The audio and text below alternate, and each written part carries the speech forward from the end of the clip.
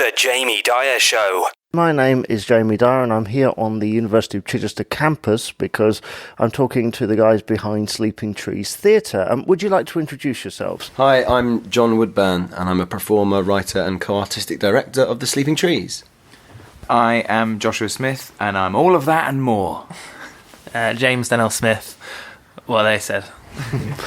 I'm getting a lot of quirkiness from you guys. For those who haven't heard of Sleeping Trees, and where have they been, quite honestly, what would they expect from you? It's essentially a narrative-driven physical sketch comedy. You basically get a play, but you also get, three comedians mucking around and improvising through various different stories. You've been going for quite some time now, haven't you?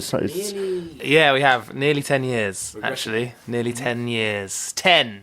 That's almost incredible. Almost. In fact, it's incredible. Yeah. Most incredible is now my answer to the last question. There you go.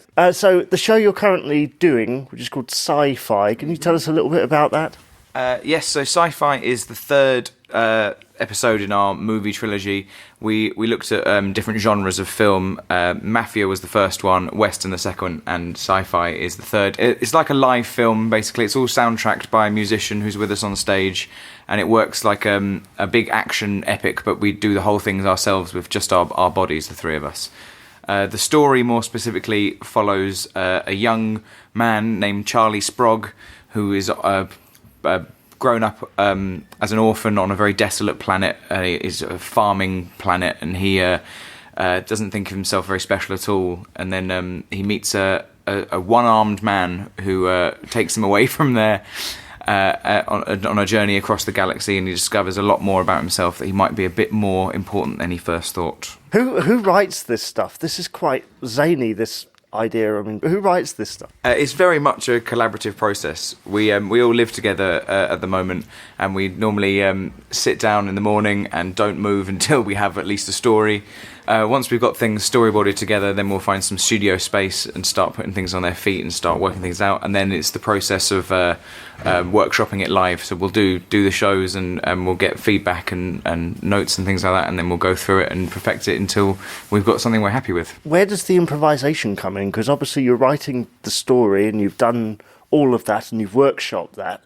How on earth do you have time to improvise, or do you allot certain spaces for it? It started out like having moments in shows that we'd go, okay, that's where we play, and we know it's coming, so one of us can set up something where we have to work on our feet, kind of thing. And then it kind of gets a bit boring after you do like 50 shows of that, because then you kind of work out every kind of avenue you can go down in terms of to make that moment funny. So then we just start having fun with the rest of the show that we've been not bored with, because it's really brilliant. But like when we get to the point where we're like, okay, this is getting a bit tedious for us to perform ourselves, we like to keep it fun for us as well as the audience, because if we have fun, then they have fun. You've performed in a variety of spaces, haven't you? You've done theatres, you've done sort of smaller venues as well. Can you tell us sort of how far across the country you might have gone? Oh well, we've gone. We started off. Well, as far as Belgium. We have. That's as far as we've gone. We did Belgium in October. We did a load of shows out there and some workshops with some college kids, which was fantastic. We had a real mix of people out there. We worked with some of the like more private schools and stuff like that, and then some of the more impoverished areas, and it was a whole load of fun performing to all the different Belgian people, and they were really on it. They really knew their stuff and could follow it, and we were surprised and shocked. Yeah, this tour specifically that was coming up, we are going to Birmingham, Shrewsbury, Exeter, Canterbury, Salford, and Manchester, near Manchester, and we finish in London at the Royal Albert Hall. Actually, but not the main hall there, the small secondary hall. It's like it's called the Edgar Rooms. The Elgar Rooms, and it's kind of the function place. So it'd be interesting to see how many people turn up. Like the naughty sidekick to Albert. Yeah, Elgar. Very much Prince Elgar. Very much the Robin Hood of theatre spaces. Robin Hood. I meant Robin and Batman. So I was going to say Robin Hood, known for his being a sidekick. Elgar stealing from the rich and giving to the poor. I had it in my mind to say Robin, and I said Hood. And that's it. Almost incredible. But if you're saying, if you're thinking like, so Belgium's the furthest from this interview, and the closest to this interview is the showroom. Is there? Which is just in that room. Yeah. Just behind that wall. Which is where we began. It's where we did our first performance here almost 10 years ago. Yes. Because we formed together at the University of Chichester. We merged. And we're back. We've made no progression. We're back in the game.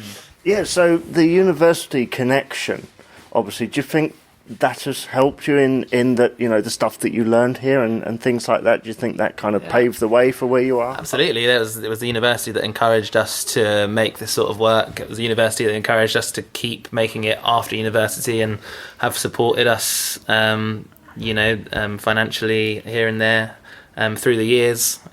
So yes, they are absolutely. For example, the first time we ever went to the Edinburgh Fringe Festival, which was 8 years ago, we wouldn't have been able to do it without being put up in a flat by the lecturer Rob Daniels here, and it's all sort of stuff like that that with that support has kept going through the years. We've been to the Edinburgh Fringe for nearly. It'll be our 9th year this summer, and the uni have supported us financially every year since we went for the first time. So we're forever grateful, and but it without their help, it kind of wouldn't be the situation it is today.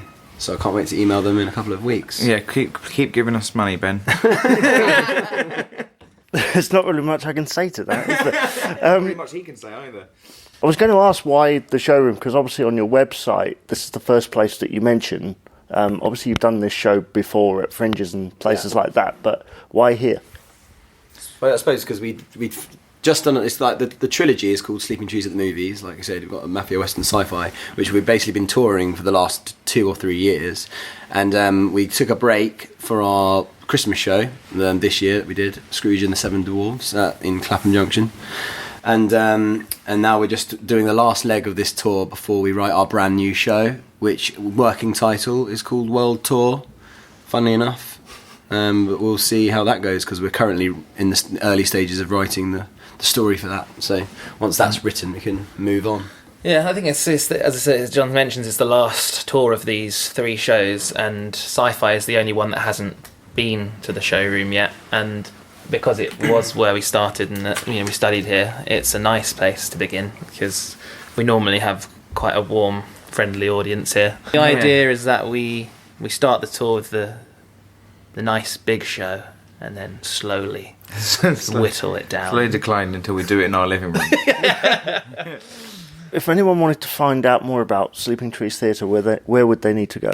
Well, we've very cleverly set up one of these new websites. Everyone's talking about. Yeah, you've got to have one now. It's thesleepingtrees.co.uk.